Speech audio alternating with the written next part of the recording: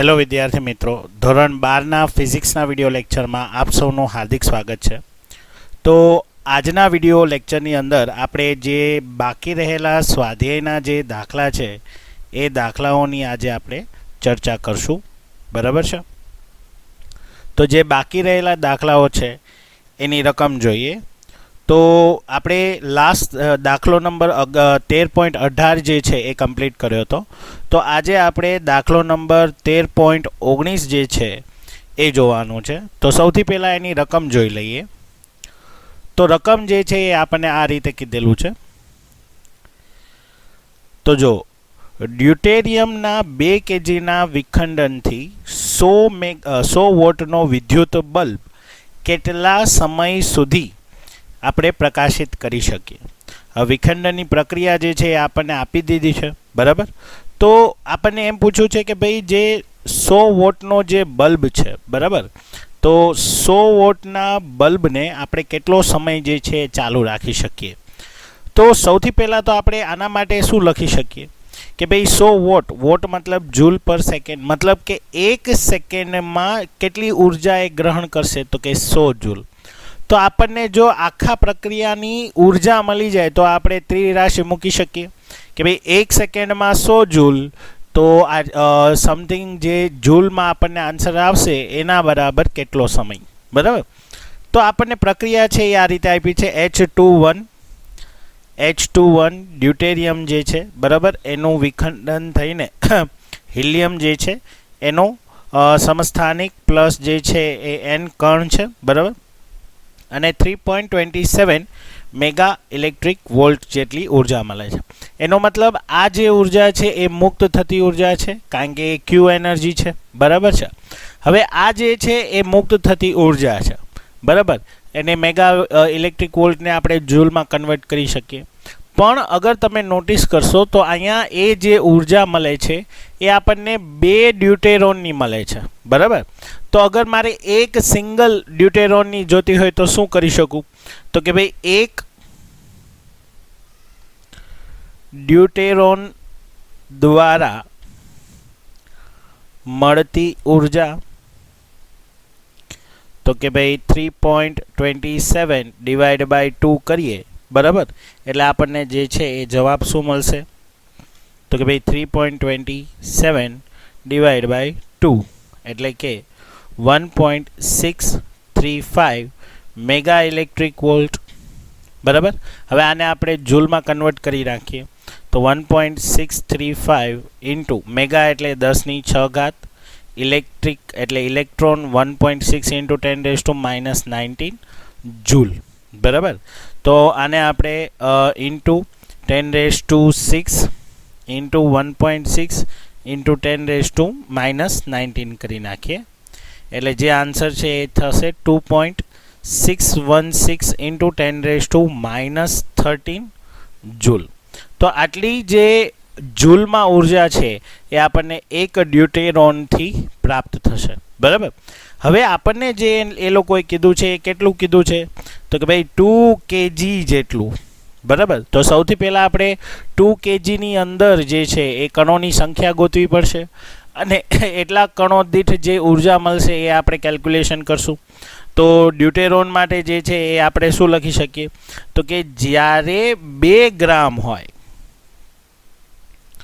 બરાબર, H2 આપેલું છે એટલે કે 2 ગ્રામ હોય ત્યારે જે કણોની સંખ્યા છે એ કેટલી હશે? તો કે કણોની સંખ્યા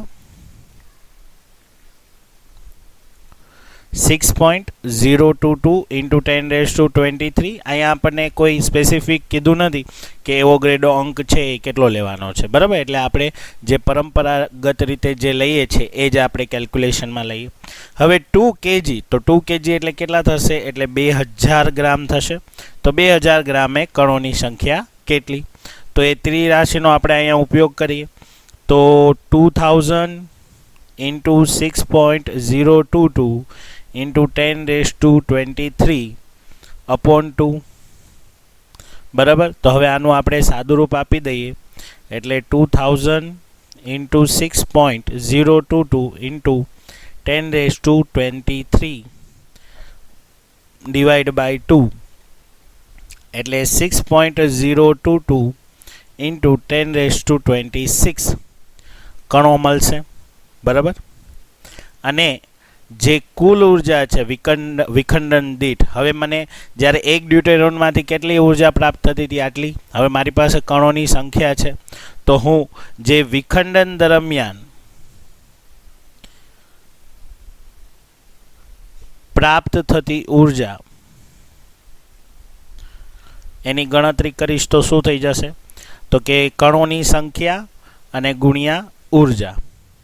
તો કણોની સંખ્યા 6.022 ઇન્ટુ 10⁻26 ઇન્ટુ 2.616 ઇન્ટુ 10⁻−13, બરાબર. તો આપણને જે છે એ વેલ્યુ જે છે આ રીતે મળી જશે, 2.616 ઇન્ટુ 10⁻−13 એટલે કે 1.5753 ઇન્ટુ 10⁻14 જૂલ. તો વિખંડન દરમિયાન મને કુલ એનર્જી જે છે એ આટલી મળે છે, બરાબર. અને એ જ વિખંડનથી મારો 100 વોટનો બલ્બ જે છે એ ચાલુ રહે છે. તો આપણે શું ત્રિરાશિ મૂકશું કે જો સેકન્ડ અને ઉર્જાની વાત કરીએ, બરાબર, તો 1 સેકન્ડમાં એ કેટલો બલ્બ જે છે એ ઉર્જા ગ્રહણ કરે છે, તો કે 100 જૂલ. તો આપણી પાસે જૂલમાં છે, તો 1.5753 ઇન્ટુ 10⁻14 જૂલ હોય ત્યારે કેટલો સમય લાગશે, બરાબર. તો આપણે આને જોઈએ તો 1.5753 ગુણ્યા 10⁻14 ગુણ્યા 1/100 એટલે ડિવાઈડ બાય 100 કરીએ એટલે 1.5753 ઇન્ટુ 10⁻12 થઈ જશે. આટલી સેકન્ડમાં જે છે એ આપણને આન્સર મળ્યો, બરાબર. આપણે જે છે એ કેટલા સમય સુધી જે છે એ બલ્બને ચાલુ રાખી શકીએ, તો આટલી જે સેકન્ડ છે એટલો જે છે એ આપણે શું કરી શકીએ, બલ્બને જે છે એ ચાલુ રાખી શકીએ, બરાબર. હવે એ સેકન્ડમાંથી અગર આપણે વર્ષમાં કન્વર્ટ કરવું હોય તો શું કરશું, તો કે ડિવાઈડ બાય જે છે એ વર્ષ માટે આપણે શું કરશું,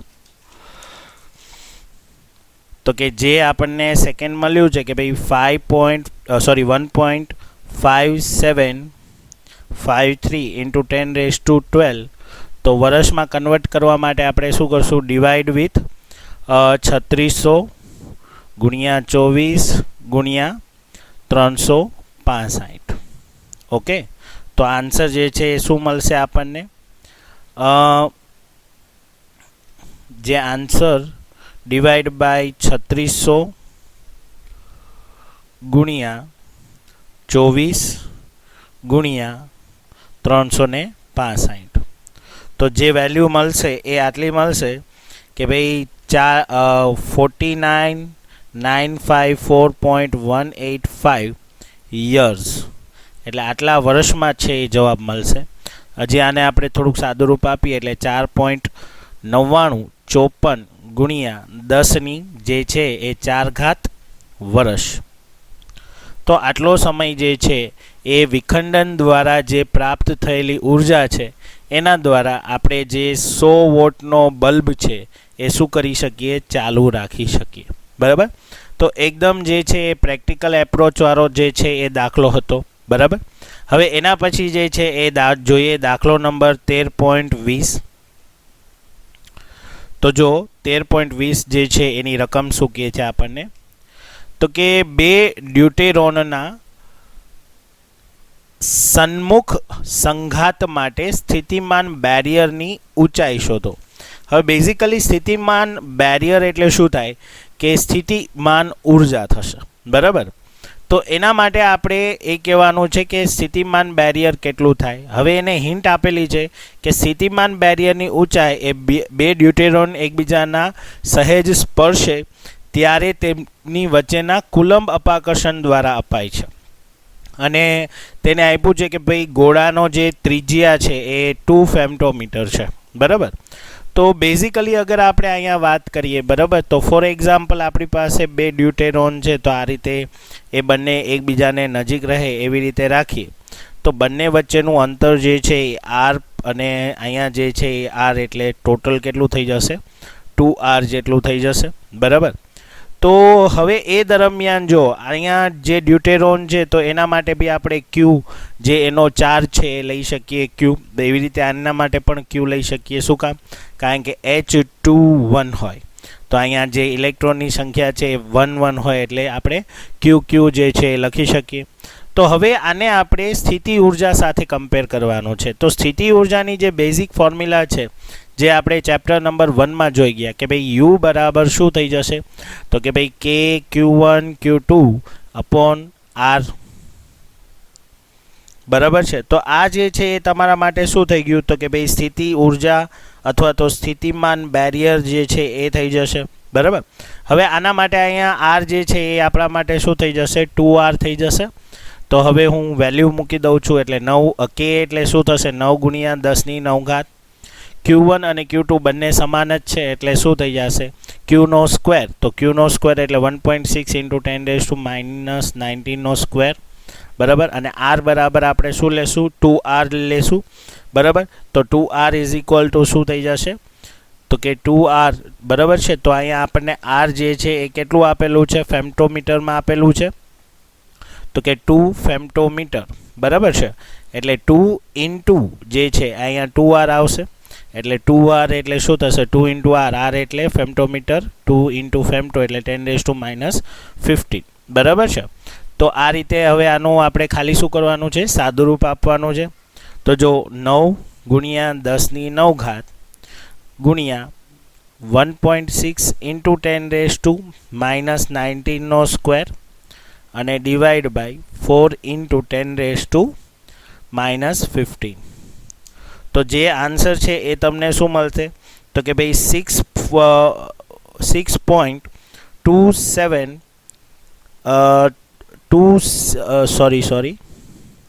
9 × 10⁹9 × 1.6 × 10⁻⁻19નો સ્ક્વેર અને ડિવાઈડ બાય 4 × 10⁻⁻15.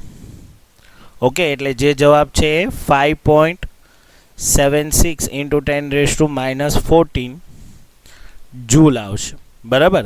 હવે આને તમે સાદા કેલ્ક્યુલેટરમાં કરતા હોય ત્યારે શું કરી દેવાનું કે સેપરેટલી ગુણાકાર કરી નાખવાનો બરાબર છે. તો પણ તમારે જવાબ છે એ આવી જશે.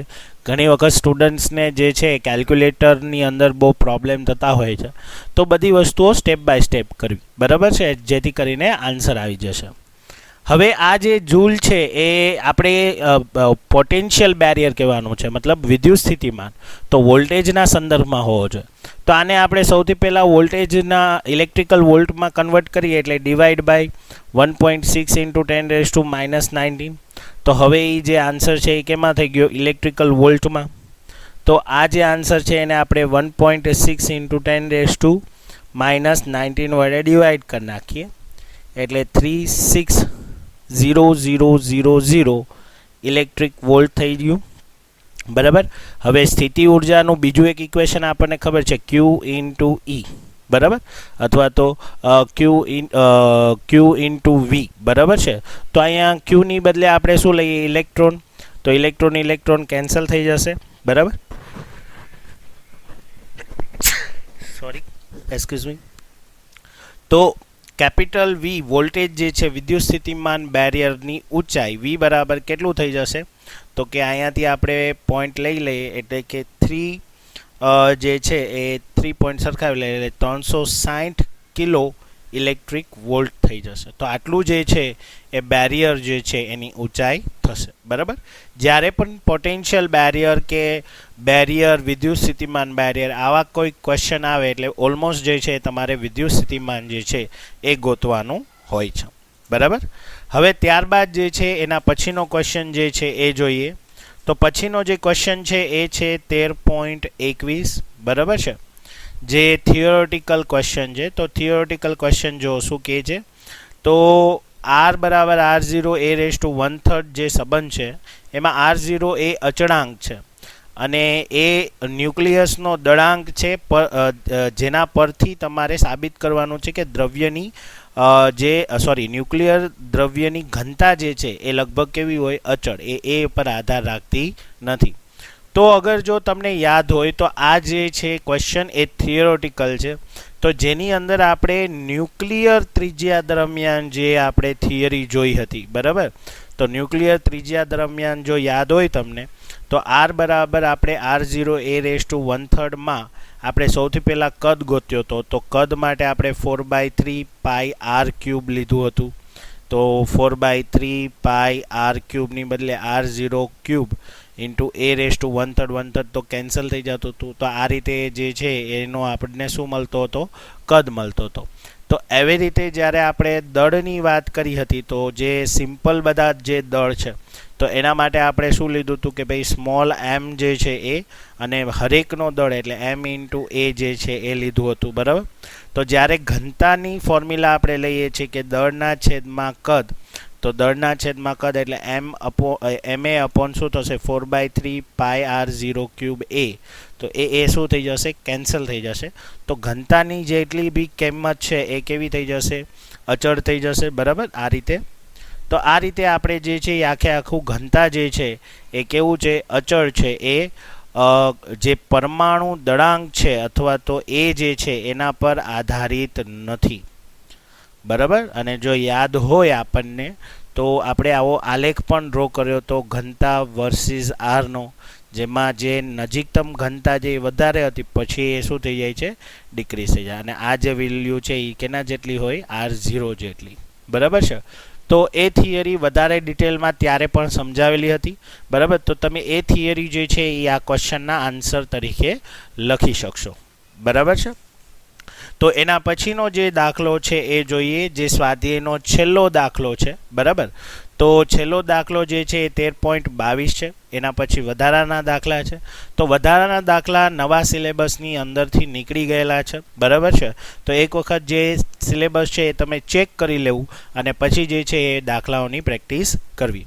તો આપણે જે થિયરી જે છે વચ્ચે બે દાખલા એવા આવ્યા હતા કે જેમાં બીટા ઉત્સર્જન થતું હતું અને એમાં એક એક્સ્ટ્રા અલગ થિયરી આપણે જોઈ હતી. તો એ થિયરી અહીંયા તમારે જોવાની છે, બરાબર. તો જોઈએ આપણે ક્વેશ્ચન શું છે. તો કે ન્યુક્લિયસમાંથી બીટા પોઝિટ્રોનના ઉત્સર્જન માટે બીજી એક સ્પર્ધા કરનારી પ્રક્રિયા ઇલેક્ટ્રોન કેપ્ચર જે છે એની પ્રક્રિયા છે, જેમાં આપણે પ્રક્રિયા આપેલી છે.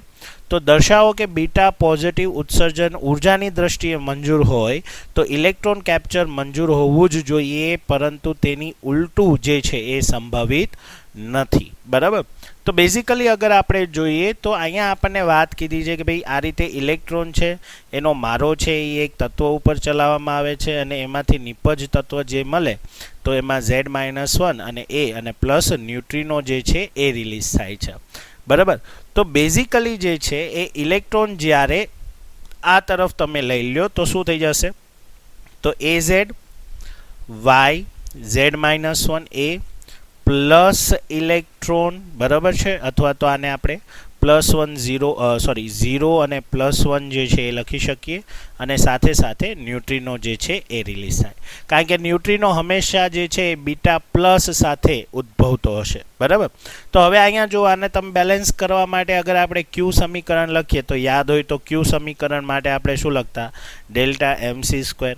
તો એના માટે ΔMc² માં ΔM શું થશે તમારો, તો કે mass of x minus mass of y અને માઇનસ જે છે એ માસ ઓફ ઇલેક્ટ્રોન જે છે એ થશે, બરાબર. પણ જ્યારે મેં તમને દાખલા કરાવ્યા હતા ત્યારે એમ કીધું હતું કે આ જે પેટર્ન છે એ પેટર્નમાં તમારે હવે શું કરવાના છે, ઇલેક્ટ્રોનને બેલેન્સ કરવાના છે. તો જે તમારો પ્રક્રિયક છે એટલા જે ઇલેક્ટ્રોન છે એ આપણે શું કરીએ છીએ, તત્વને આપીએ છીએ. એટલે માસ ઓફ એક્સ હવે આટલા તમે આપો છો એટલે ત્યાં -ZMe કરવાનું, બરાબર છે. આટલા જે છે એ નિપજમાં વપરાઈ જશે એટલે આટલા જે છે એ એબ્ઝોર્બ થઈ જાય, એટલા માટે આપણે ત્યાં શું લખશું, તો કે ભાઈ માસ ઓફ y તો ખરા પણ એબ્ઝોર્બ થાય છે એટલે Z-1 શું થઈ જશે, Me થઈ જશે. અને તમારો એક ઇલેક્ટ્રોન જે છે જે પોઝિટિવ છે એ તો માઇનસ થાય જ છે એટલે -Me થઈ ગયું, બરાબર છે. તો અગર અહીંયા તમે આને બેલેન્સ કરશો એટલે શું થાય, ZMe માઇનસમાં અહીંયા તમે ઝેડ એમઈ જે લેશો એ પ્લસમાં અને અહીંયા એક માઇનસ એમઈ વધશે, બરાબર. તો કે કઈ રીતે, જો આને તમે ગુણાકાર કરશો એટલે Z M E plus minus M E થશે. તો આ પ્લસ ઝેડ એમઈ અને આ માઇનસ ઝેડ એમઈ કેન્સલ થઈ ગયો.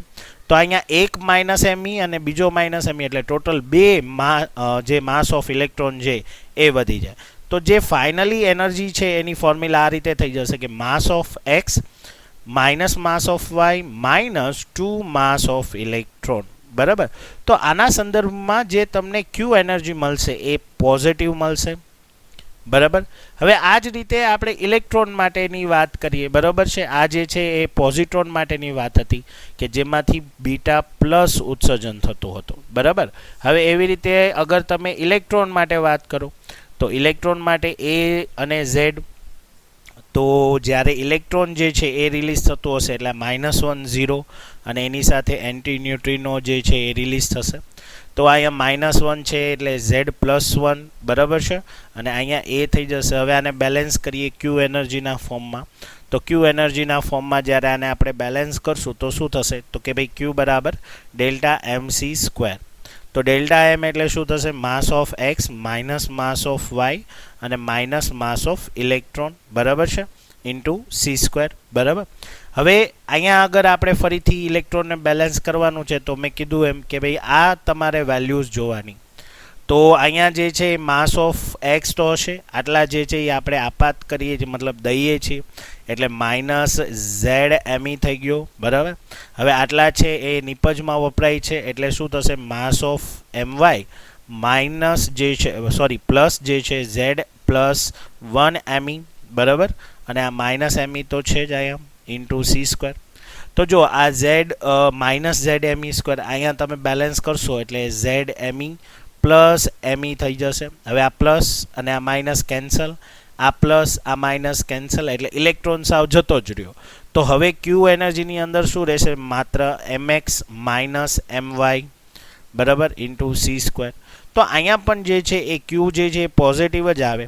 પણ અગર જો તમે ઉલટું વિચારો કે જ્યારે આપણે બીટા પોઝિટિવ જોયો ત્યારે એમાં ક્યુ પોઝિટિવ મળતો હતો, બીટા નેગેટિવ જે છે એમાં પણ ક્યુ જે છે પોઝિટિવ જે છે એ આપણને મળતો હતો. પણ હવે જ્યારે ઉલટી પ્રોસેસ જોઈએ, બરાબર, ઉલટી પ્રોસેસ એટલે શું થાય કે જે બીટા પોઝિટિવ છે અગર એની અંદર તમે ક્યુ જે છે એ શોષણ થતું હોય, બરાબર છે, તો જ્યારે આ જે છે એમાં તમારું શોષણ થાય એવું જરૂરી નથી, બરાબર. ઘણી વખત જો શોષણ થતું હોય તો જે એનર્જી છે બેલેન્સ થઈ જાય. જો પ્રક્રિયા રહેશે જ નહીં, કારણ કે આપણે જે દળ છે એ જેટલો નિપજ બનતો હશે, બરાબર, અથવા તો જેટલો પ્રક્રિયકનો દળ હશે એટલો જ જો નિપજનો બની જતો હોય તો એ જે છે એનર્જી બેલેન્સ થઈ જાય, બરાબર છે.